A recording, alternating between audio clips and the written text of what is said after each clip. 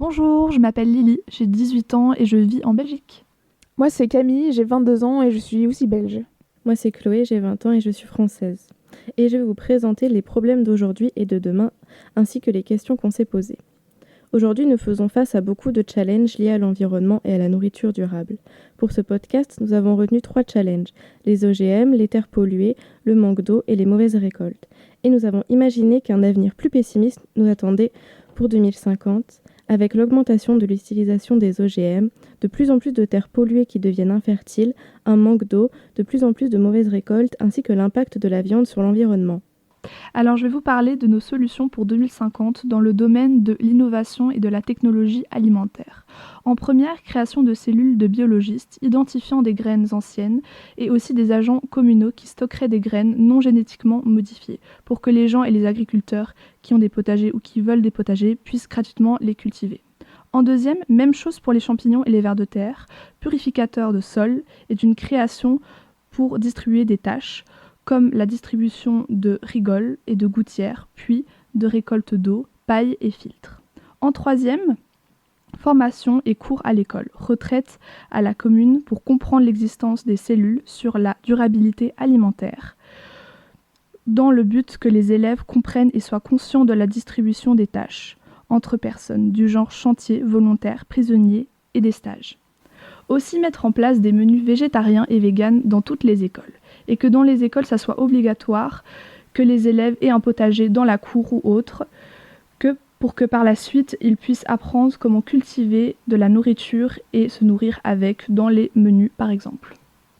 Alors, on a envisagé encore d'autres solutions qui ont un impact faible sur l'environnement, telles que exiger 3 nouvelles politiques pour réduire l'impact de la viande et réduire aussi la cruauté animale. Donc l'idée, ce serait d'interdire les importations hors Europe de viande, de garder les petits producteurs de campagne et de remplacer la viande par de la fausse viande réalisée en laboratoire, ainsi que d'avoir de la nourriture à base de criquets et d'insectes. L'objectif est de démocratiser les points de vente de faux gras et de fausses viandes et de nourriture d'insectes également. Ensuite, la troisième politique serait de supprimer la cruauté animale en interdisant le foie gras et donner un budget aux entreprises pour transitionner vers quelque chose de bien plus durable pour la production de faux gras.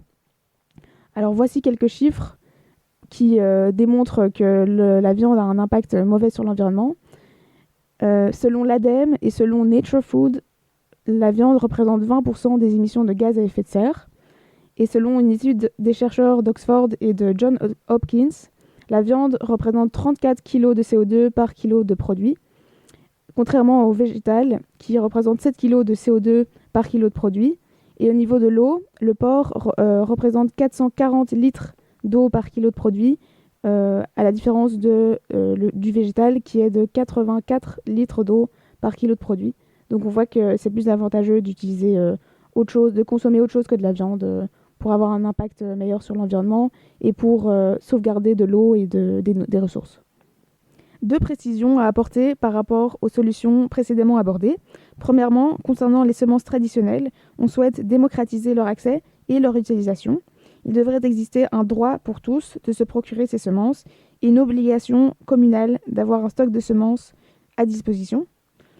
Il existe aujourd'hui en fait en France un réseau de semences paysannes chargé d'échanger les graines entre paysans pour faire face au monopole de l'industrie sur les semences et ces OGM. Mais on souhaite que des citoyens également puissent participer à cet échange. Deuxièmement, concernant l'industrie de viande à grande échelle, on souhaite surtout réduire cette industrie et à côté de cela, promouvoir des fermes à petite échelle. Pour conclure notre podcast, nous avons posé 2 questions. La première, la fausse viande végétale par reproduction cellulaire permet-elle d'économiser eau et ressources ?